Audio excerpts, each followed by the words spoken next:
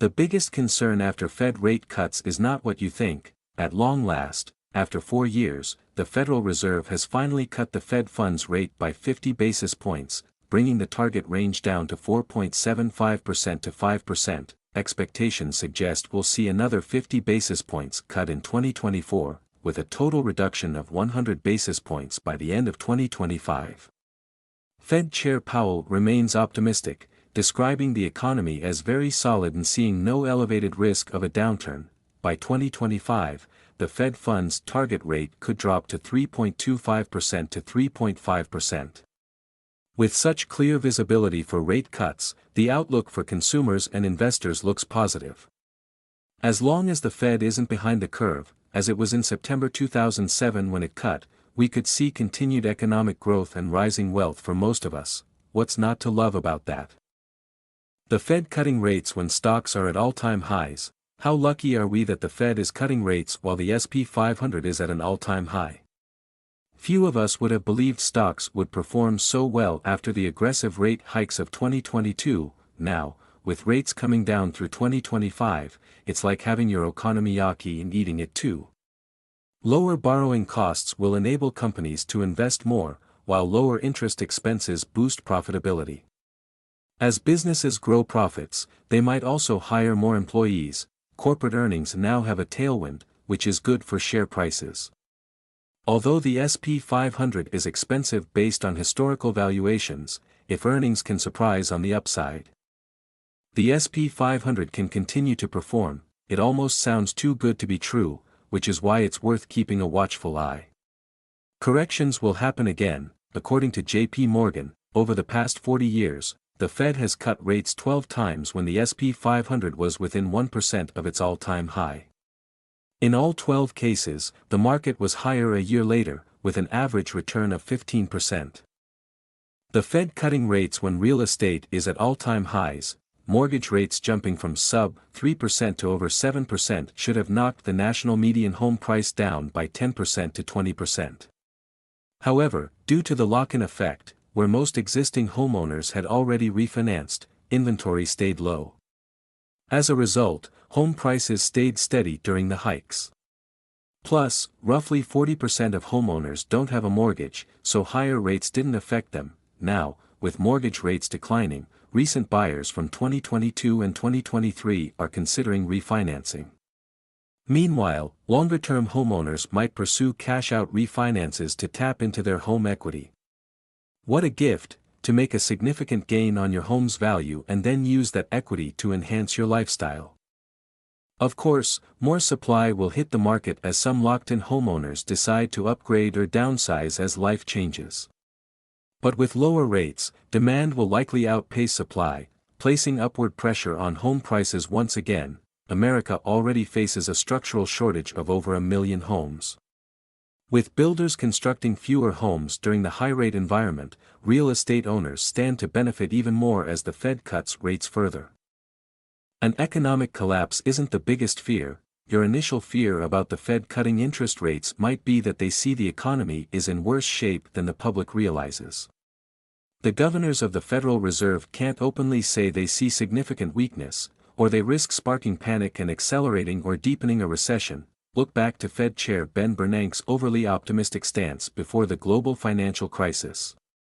If you listened to politicians or government officials at the time, you would have had no idea that your financial world was about to be engulfed by chaos. However, the worst fear after a Fed rate cut isn't upcoming economic devastation. Household and corporate balance sheets are strong, and access to credit has been more restricted since 2008. If we do experience a recession, your investments might lose 10% to 25% in value, nothing as severe as the 2007 to 2009 financial crisis. Moreover, there's comfort in knowing the Fed has already started cutting rates. If the economy does visibly weaken, these rate cuts will eventually help. Though it usually takes at least 6 months for the effects to kick in, every month without a market crash brings us closer to being saved by the Fed's actions in the future thanks to their cuts today. The real fear, making too much money.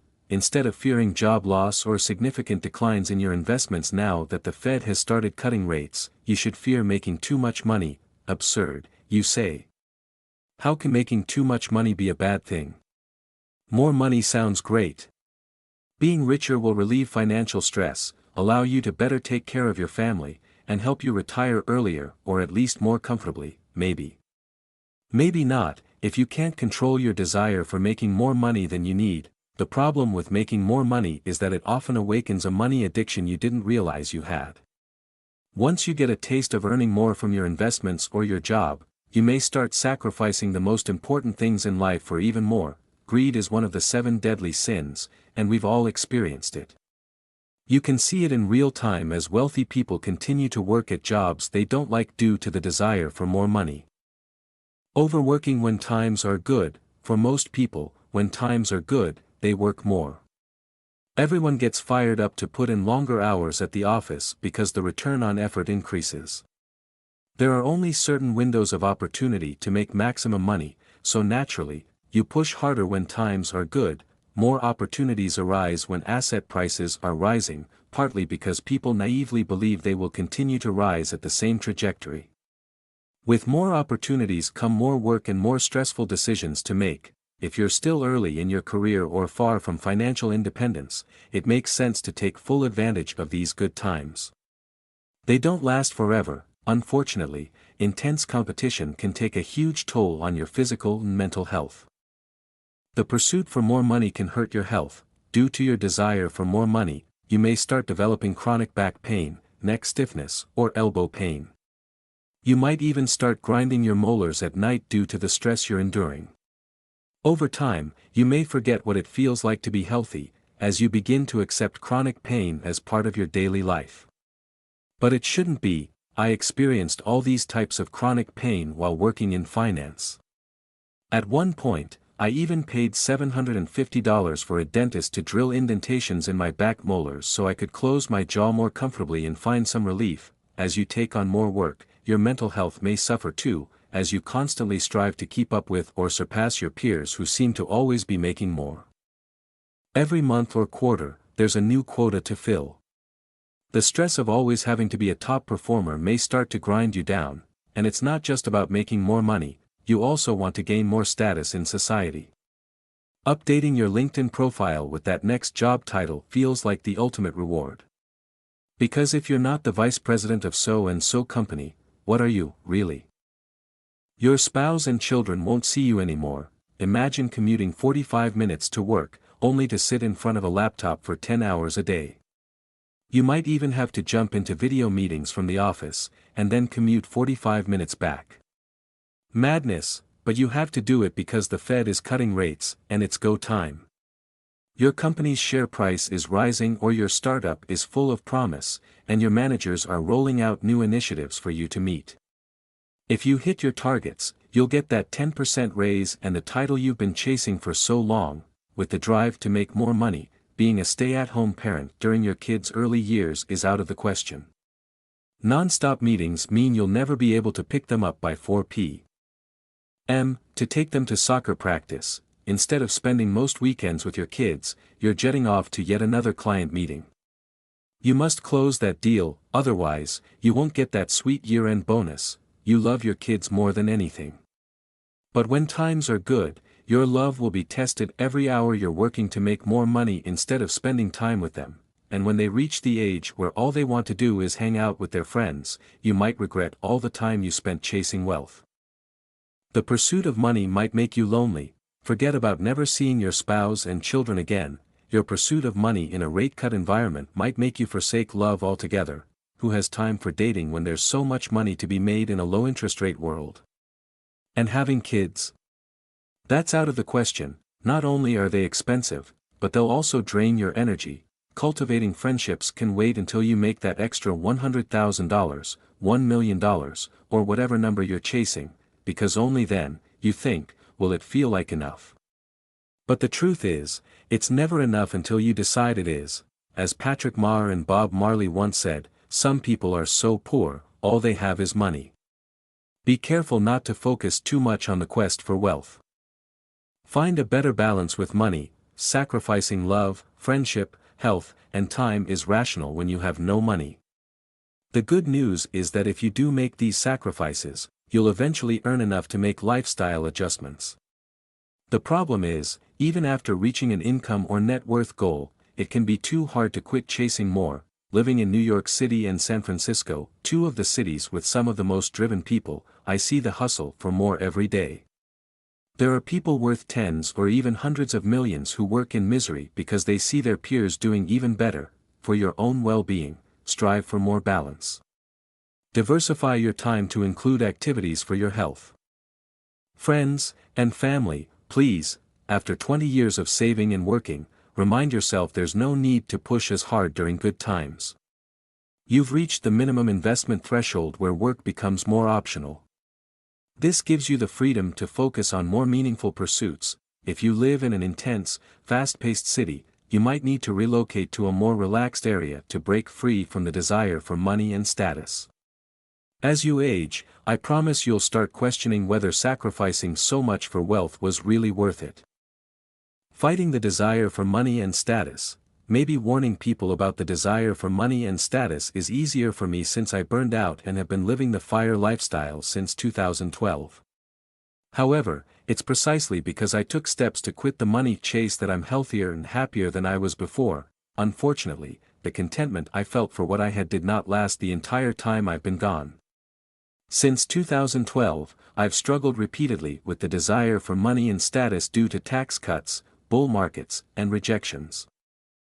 Here are some examples. I consulted for fintech startups from 2013 to 2015 because I wanted to make some supplemental retirement income and stay relevant in my mid-30s. I wasn't sure I had enough to permanently retire in San Francisco. During COVID, a particularly challenging time as we had a newborn and had to pull our son from preschool, I decided to write by this not that. I wasn't too keen on writing the book given my added childcare responsibilities. However, my son was rejected from 6 preschools, likely due to the lack of status of his parents. This rejection drove me to become a best-selling author. In 2023, I bought a new forever home, despite having a perfectly fine one we purchased in mid-2020. I wanted to take advantage of price weakness and buy the nicest home I could afford while my kids lived with us. However, I also remember thinking it would be nice to have a nicer house than my peers. After not keeping up with the Jones for so long, once again I succumbed to comparison. Today, I'm facing the consequences of my desire for more status. I depleted my passive income for this new house. Now, I've got to figure out how to make more money again. The cycle seems endless until we make a conscious effort to stop it. Take advantage of the Fed rate cuts by making more money. But beware that when the time comes to stop, you might find it harder than you think. Finally, there's also the possibility of working hard, only to lose money in a declining interest rate environment. To soften that disappointment, it's essential to cultivate interests beyond money and status. Wishing you the best as we navigate this new economic reality. Reader questions: what is your biggest concern now that the Federal Reserve is cutting interest rates? Do you think it's absurd or irrational to fear making too much money during a Fed rate cut cycle? Are you ever worried that you're sacrificing too much time and health for money you don't need? How did you manage to overcome the desire for more money and status?